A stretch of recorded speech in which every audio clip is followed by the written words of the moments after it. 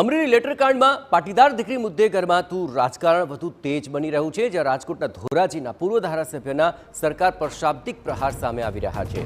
સરકારની કામગીરી સામે લલિત વસોયાએ કેટલાક સવાલ ઉઠાવ્યા કે નાના પોલીસ કર્મીઓને સસ્પેન્ડ કરીને ઘટના પર પડદો પાડવાનો પ્રયાસ થઈ રહ્યો છે।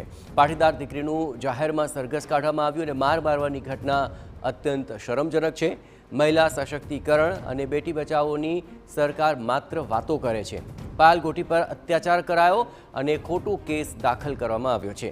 એસપી, ડીવાયએસપી તેમજ પીઆઈ સહિતના જવાબદારોને સસ્પેન્ડ કરાયા છે।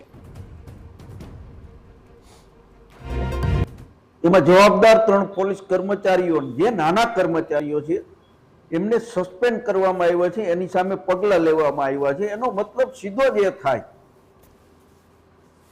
કે સરકારી તંત્ર એ સ્વીકારે છે કે પાયલ ઉપર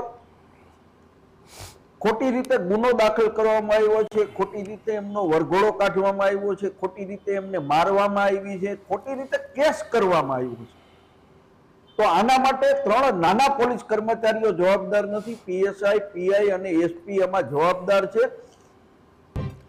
તો આ સમગ્ર મામલે નિર્મલ તરાઈને તપાસ સોંપવામાં આવી છે અને ત્યારે લલિત વસોયાનું કહેવું છે કે સૌથી પહેલાં તો લેટરકાંડ સાચો છે કે ખોટો, તેમાં થયેલી સહી સાચી છે કે ખોટી, તે વિશેષ તપાસ થાય અને તટસ્થ તપાસ બાદ ખોટો ગુનો દાખલ કરનારા પોલીસ અધિકારીઓ સામે કડક કાર્યવાહી કરવામાં આવે।